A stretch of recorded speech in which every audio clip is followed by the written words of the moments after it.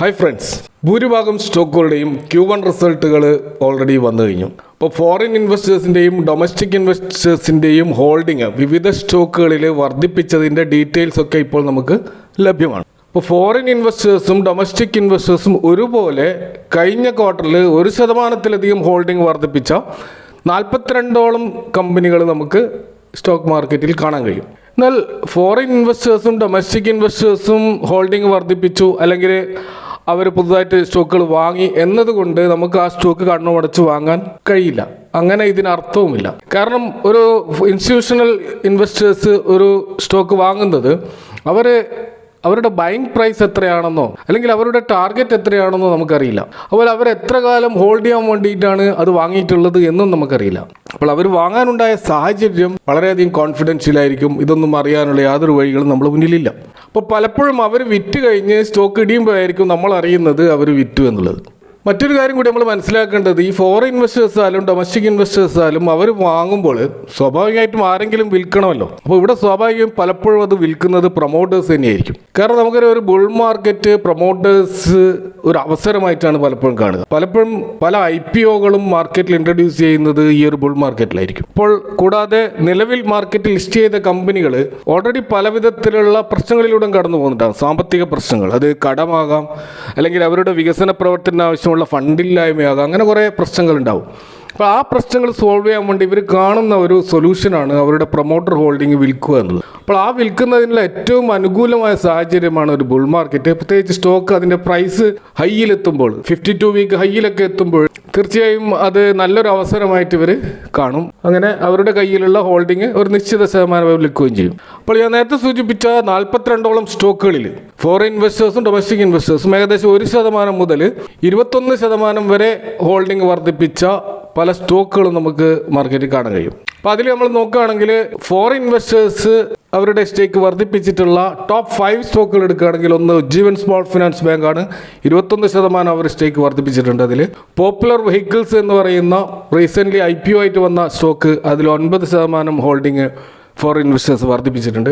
അതുപോലെ CSB bank അഥവാ Catholic Syrian bank എന്ന ബാങ്ക് 7.49% വർധനവ് കാണാം. അതുപോലെ ഇൻഡസ് ടവേഴ്സിൽ 6.75% ഫോറിൻ ഇൻവെസ്റ്റേഴ്സിൻ്റെ വർധനവ് കാണാം.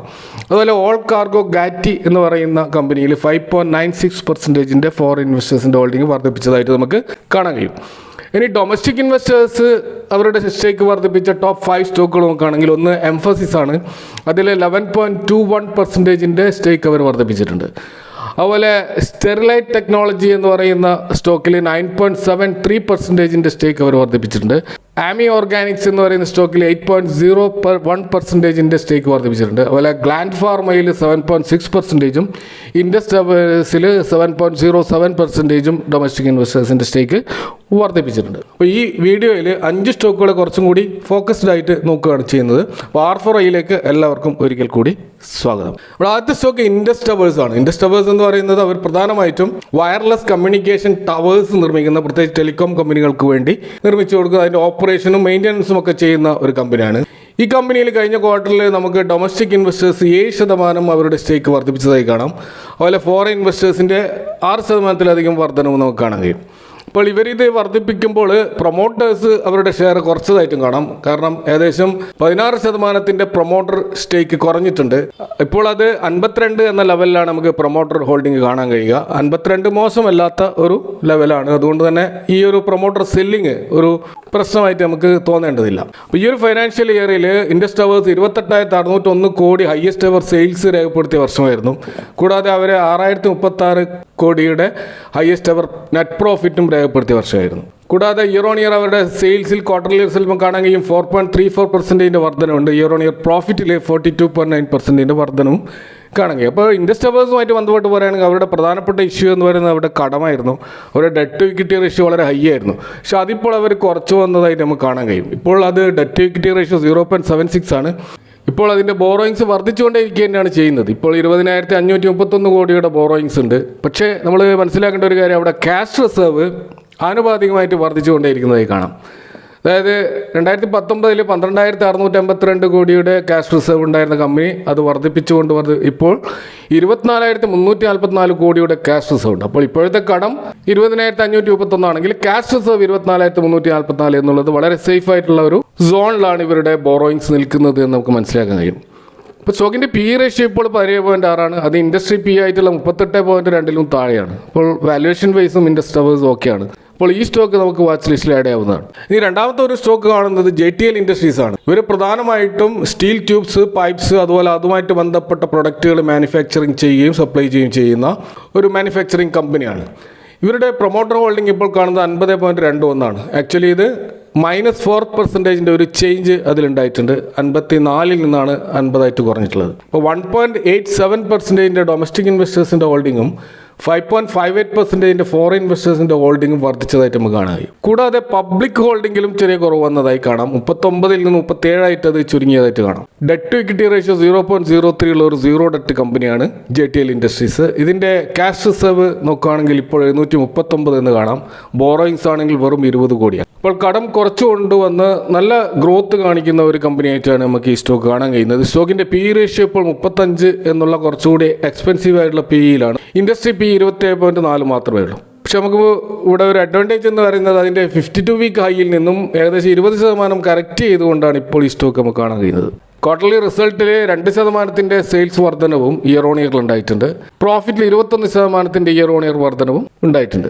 അപ്പോൾ ഒരു ആവറേജ് റിസൾട്ട് ആണെങ്കിലും മൊത്തത്തിൽ ഈ സ്റ്റോക്കിൽ ഫോറിൻ ഇൻവെസ്റ്റേഴ്സും ഡൊമസ്റ്റിക് ഇൻവെസ്റ്റേഴ്സും ബുള്ളിഷ് ആണെന്ന് നമുക്ക് ഇതിൻ്റെ ഷെയർ ഹോൾഡിംഗ് പാറ്റേണിൽ നിന്ന് മനസ്സിലാക്കാൻ കഴിയും. അപ്പോൾ ഈ സ്റ്റോക്ക് നമുക്ക് വാച്ച് ലിസ്റ്റിൽ ആഡ് ആവുന്നതാണ്. അടുത്ത stock techno electric and engineering കമ്പനിയാണ്. ഇവർ പ്രധാനമായിട്ടും ഒരു EPC കമ്പനിയാണ്, അഥവാ എഞ്ചിനീയറിംഗ് പ്രൊക്യൂർമെൻറ്റ് ആൻഡ് കൺസ്ട്രക്ഷൻ. പ്രത്യേകിച്ച് പവർ ഇൻഫ്രാസ്ട്രക്ചർ മേഖലയിലാണ് ഇവരുടെ പ്രവർത്തനം. അതുതന്നെ വളരെയധികം ഫ്യൂച്ചറിസ്റ്റിക് ആയിട്ടുള്ള ഒരു സെഗ്മെൻ്റാണ്. അപ്പോൾ ഇവരുടെ പ്രൊമോട്ടർ ഹോൾഡിംഗ് നമുക്ക് 56.92 എന്നാണ് ഇപ്പോൾ കാണാൻ കഴിയുക. നല്ലൊരു പ്രൊമോട്ടർ ഹോൾഡിംഗ് ഉണ്ട്, പക്ഷെ അത് -4% കുറഞ്ഞിട്ടാണ് ഇപ്പോൾ നിൽക്കുന്നത്. അപ്പോൾ ഇവിടെ ഫോറിൻ ഇൻവെസ്റ്റേഴ്സ് 4% അവരുടെ സ്റ്റേക്ക് ഉയർത്തിയായിട്ട് കാണാം. അവർ ഡൊമസ്റ്റിക് ഇൻവെസ്റ്റേഴ്സ് 1% മുകളിലും ഉയർത്തിയിട്ടുണ്ട്. ഇയർ ഓൺ ഇയർ സെയിൽസിൽ 37% വർധനവും പ്രോഫിറ്റിൽ 91% വർധനവും കാണിച്ചിട്ടുള്ള വമ്പിച്ചൊരു റിസൾട്ടാണ് ഈ സ്റ്റോക്ക് രേഖപ്പെടുത്തിയിട്ടുള്ളത്. കാരണം അവരുടെ സെയിൽസ് 1502 കോടി എന്നുള്ള ഹയസ്റ്റ് എവർ സെയിൽസും 268 കോടി എന്നുള്ള ഹയസ്റ്റ് എവർ നെറ്റ് പ്രോഫിറ്റ് രേഖപ്പെടുത്തിയിട്ട് കാണാം. ഡെറ്റ് ടു ഇക്വിറ്റി റേഷ്യോ 0 ആണ്. ഒരു സീറോ ഡെപ്റ്റ് കമ്പനിയാണ് എന്ന ഒരു സേഫ് ആയിട്ടുള്ള ഒരു നമ്പർ നമുക്കിവിടെ കാണാൻ കഴിയും. അതുപോലെ ഇവരെ ക്യാഷ് റിസർവ് കൺസിസ്റ്റൻ്റ് ആയിട്ട് വളർന്നു വരുന്നത് കാണാം. 2020 1474 കോടി ഉണ്ടായിരുന്ന ക്യാഷ് റിസർവ് ഇപ്പോൾ 2142 എന്നുള്ള ക്യാഷ് റിസർവിലേക്ക് വളർന്നിരിക്കുകയാണ്. സ്റ്റോക്കിൻ്റെ PE 67.1 ഇൻഡസ്ട്രി PE 38 ആണ്. അപ്പം ഒരു എക്സ്പെൻസീവ് വാല്യുവേഷനിലാണ് നമുക്ക് ഈ സ്റ്റോക്ക് കാണുന്നത്. അതുകൊണ്ട് തന്നെ ഈ സ്റ്റോക്കിൽ ഒരു കറക്ഷന് വേണ്ടി കാത്തിരിക്കുന്നതായിരിക്കും ഇതിൻ്റെ ഒരു എൻട്രി എടുക്കുമ്പോൾ നമ്മൾ ശ്രദ്ധിക്കേണ്ട ഒരു കാര്യം. അടുത്ത സ്റ്റോക്ക് നമ്മൾ കാണുന്നത് ഗ്രാവിറ്റ ഇന്ത്യ ലിമിറ്റഡ് ആണ്. ഇത് പ്രധാനമായിട്ടും ലെഡ് റീസൈക്ലിംഗ് ആണ് ഇവരുടെ ഒരു ഫ്ലാഗ്ഷിപ്പ് ആയിട്ടുള്ള ഇവരുടെ മാനുഫാക്ചറിങ്. കൂടാതെ അലൂമിനിയം റീസൈക്ലിംഗ്, പ്ലാസ്റ്റിക് റീസൈക്ലിംഗ്, മറ്റ് ടേൺ കീ പ്രൊജക്റ്റുകളും ഒക്കെ കൈകാര്യം ചെയ്യുന്ന, കൂടാതെ ലേറ്റസ്റ്റ് ആയിട്ട് ബാറ്ററിയും റീസൈക്കിൾ ചെയ്യുന്ന, അതുപോലെ കേബിൾ സ്ക്രാപ്പുകൾ റീസൈക്കിൾ ചെയ്യുന്ന ഒരു ബിസിനസ്സിലാണ് ഈ കമ്പനി ഉള്ളത്. വളരെയധികം പ്രോമിസിംഗ് ആയിട്ടുള്ള ഒരു ബിസിനസ്സിലാണ് ഈ സ്റ്റോക്ക് ഉള്ളതെന്ന് നമുക്ക് മനസ്സിലാക്കാൻ കഴിയും. ഇതിൻ്റെ പ്രൊമോട്ടർ ഹോൾഡിംഗ് 63% എന്നുള്ള നല്ലൊരു പ്രൊമോട്ടർ ഹോൾഡിംഗ് സ്റ്റോക്കിലുണ്ട്. 3% ഒരു കുറവ് മാത്രമാണ് പ്രൊമോട്ടർ ഹോൾഡിങ്ങിൽ ഉണ്ടായിട്ടുള്ളത്. എന്നാൽ ഡൊമസ്റ്റിക് ഇൻവെസ്റ്റേഴ്സിൻ്റെ 2% വർധനവും ഫോറിൻ ഇൻവെസ്റ്റേഴ്സിൻ്റെയും 2% വർധനവും അവരുടെ ഹോൾഡിങ്ങിൽ നമുക്ക് കാണാൻ കഴിയും. സ്റ്റോക്കിൻ്റെ PE ഇപ്പോൾ 59.6 ആണ്. ഇൻഡസ്ട്രി PE 38.5 ആണ്. തീർച്ചയായും ചെറിയൊരു ഓവർ വാല്യൂഡ് ആയിട്ടുള്ള ലെവലിലാണ് നമുക്ക് ഈ സ്റ്റോക്കും കാണാൻ കഴിയുക. അതിൻ്റെ 52 വീക്ക് ഹൈയിൽ നിന്നും 13% കറക്റ്റ് ചെയ്തുകൊണ്ടാണ് ഇപ്പോൾ ഈ സ്റ്റോക്ക് നിൽക്കുന്നത് എന്നുള്ളത് ഒരു ആശ്വാസകരമായ കാര്യമാണ്. കഴിഞ്ഞ ഒരു വർഷം 198% റിട്ടേൺ ആണ് ഈ സ്റ്റോക്ക് നൽകിയത്. ക്വാർട്ടർലി റിസൾട്ടും വളരെ എക്സലൻ്റ് ആയിരുന്നു. 29.1% ഇയർ ഓൺ ഇയർ സെയിൽസും അതുപോലെ തന്നെ 29% ഇയർ ഓൺ ഇയർ പ്രോഫിറ്റും ഈ സ്റ്റോക്ക് രേഖപ്പെടുത്തിയിട്ടുണ്ടായി. ഡെറ്റ് ടു ഇക്വിറ്റി റേഷ്യോ 0.65 എന്നുള്ളൊരു മാനേജബിൾ ഡെറ്റായിട്ടാണ് നമുക്ക് കാണുന്നത്. അതുപോലെ ബോറോയിങ്സ് കൂടി വരുന്നുണ്ടെങ്കിലും ക്യാഷ് റിസർവും ആനുപാതികമായിട്ട് കൂടി വരുന്നുണ്ട് എന്നുള്ളത് ഈ കമ്പനിയുടെ ഡെറ്റ് ഒരു അപകടകരമായ ലെവലിലല്ല എന്ന് നമുക്ക് മനസ്സിലാക്കാൻ കഴിയും. അപ്പോൾ ഈ സ്റ്റോക്ക് നമുക്ക് വാച്ച് ലിസ്റ്റിൽ ആഡ് ചെയ്യാവുന്നതാണ്. മറ്റൊരു കമ്പനി ഇവിടെ ഉള്ളത് അനന്തരാജ് ലിമിറ്റഡ് ആണ്. ഇത് പ്രധാനമായിട്ടും റിയൽ എസ്റ്റേറ്റ് മേഖലയിൽ, പ്രത്യേകിച്ച് IT പാർക്സ്, ഹോസ്പിറ്റാലിറ്റി പ്രൊജക്റ്റുകൾ, സ്പെഷ്യൽ എക്കണോമിക് സോൺസ്, ഓഫീസ് കോംപ്ലക്സുകൾ, ഷോപ്പിംഗ് മാളുകൾ, റെസിഡൻഷ്യൽ പ്രൊജക്റ്റുകളൊക്കെ പ്രത്യേകിച്ച് ഡൽഹി, ഹരിയാന, ആന്ധ്ര, രാജസ്ഥാൻ പോലെ സംസ്ഥാനങ്ങളിൽ കൈകാര്യം ചെയ്യുന്ന ഒരു പ്രധാനപ്പെട്ട റിയൽ എസ്റ്റേറ്റ് കമ്പനിയായിട്ടാണ് അനന്തരാജ് നമുക്ക് കാണാൻ കഴിയുക. പ്രൊമോട്ടേഴ്സിൻ്റെ 60% ഹോൾഡിംഗ് ഈ സ്റ്റോക്കിലുണ്ട്. എൻ്റെ ഏറ്റവും വലിയ രസം കഴിഞ്ഞ ക്വാർട്ടറിൽ പ്രൊമോട്ടേഴ്സ് ഒരു സ്റ്റോക്ക് പോലും വിറ്റിട്ടില്ല. എന്നാൽ ഡൊമസ്റ്റിക് ഇൻവെസ്റ്റേഴ്സ് പബ്ലിക്കിൻ്റെ ഇടയിൽ നിന്നും 2% സ്റ്റോക്കുകൾ വാങ്ങിക്കൂട്ടുകയും ഫോറിൻ ഇൻവെസ്റ്റേഴ്സ് ഏകദേശം 2% അവിടെ നിന്നും വാങ്ങിക്കൂട്ടിയതായിട്ട് നമുക്ക് കാണാൻ കഴിയും. കാരണം പബ്ലിക് ഹോൾഡിംഗ് 24.83 നിന്ന് 20.36% കുറഞ്ഞതായിട്ട് കാണാം. അപ്പോൾ പബ്ലിക്കിൻ്റെ ഇൻട്രസ്റ്റ് കുറയുകയും ഫോറിൻ ഇൻവെസ്റ്റേഴ്സിന് ഇൻട്രസ്റ്റ് കൂടുകയും ചെയ്യുക എന്നുള്ളത് ഒരു സ്റ്റോക്കിനെ സംബന്ധിച്ചിടത്തോളം വളരെയധികം പോസിറ്റീവായിട്ടുള്ള ഒരു കാര്യമാണ്. അപ്പോൾ അതിൻ്റെ 52 വീക്ക് ഹൈയിൽ നിന്ന് 4% ഡൗൺ ആയിട്ടാണ് ഇപ്പോൾ കാണാൻ കഴിയുക. അപ്പോൾ ഇതും ഒരു ഓവർ വാല്യൂഡ് ലെവലിൽ തന്നെയാണ് സ്റ്റോക്ക് ഇപ്പോഴുള്ളത്. കാരണം ഇതിൻ്റെ പി റേഷ്യോ 66, ഇൻഡസ്ട്രി പി 29 മാത്രമാണ് എന്ന് നമ്മൾ ഓർക്കണം. കഴിഞ്ഞ ഒരു വർഷം 191% റിട്ടേൺ ആണ് ഈ സ്റ്റോക്ക് നൽകിയത്. അതുപോലെ ഇതിൻ്റെ ഒരു ക്വാർട്ടർലി റിസൾട്ട് നോക്കുകയാണെങ്കിൽ ഇയർ ഓൺ ഇയർ സെയിൽസ് 49% വർധനവും ഇയർ ഓൺ ഇയർ പ്രോഫിറ്റിൽ 81% വർധനവും ഈ സ്റ്റോക്കിൽ നമുക്ക് കാണാൻ കഴിയും. ഇതിൻ്റെ ഡെറ്റ് ടു ഇക്വിറ്റി റേഷ്യോ 0.17 എന്നുള്ള ഒരു മാനേജബിൾ ആയിട്ടുള്ള ഒരു ഡെറ്റാണ്. ബോറോയിങ്സ് കുറഞ്ഞു വരുന്നതായിട്ട് നമുക്ക് കാണാൻ കഴിയും.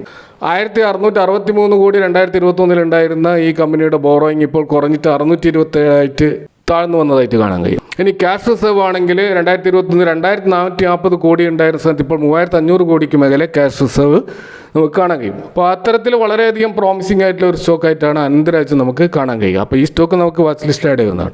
അപ്പോൾ ഞാൻ നേരത്തെ സൂചിപ്പിച്ച പോലെ തന്നെ ഫോറിൻ ഇൻവെസ്റ്റേഴ്സും ഡൊമസ്റ്റിക് ഇൻവെസ്റ്റേഴ്സും ബൈ ചെയ്യുന്നത് കൊണ്ട് ഒരു സ്റ്റോക്ക് നമ്മൾ കണ്ണുടച്ച് വാങ്ങേണ്ടതില്ല. പക്ഷേ അതൊരു റെഫറൻസ് പോയിന്റ് ആയിട്ട് എടുത്തുകൊണ്ട് ഫർദർ സ്റ്റഡി നടത്തിക്കൊണ്ട് നമുക്കൊരു കൺവിക്ഷൻ ആ ബിസിനസ്സിൽ ഉണ്ടാവുകയാണെങ്കിൽ തീർച്ചയായും സ്റ്റോക്കുകളിൽ വാങ്ങാവുന്നതാണ്. അപ്പോൾ ഈ കമ്പനികളെക്കുറിച്ച് നിങ്ങളുടെ സംശയങ്ങളും അഭിപ്രായങ്ങളും കമൻറ്റ് ബോക്സിൽ പങ്കുവെക്കുക. Thank you for watching. See you next time with another video.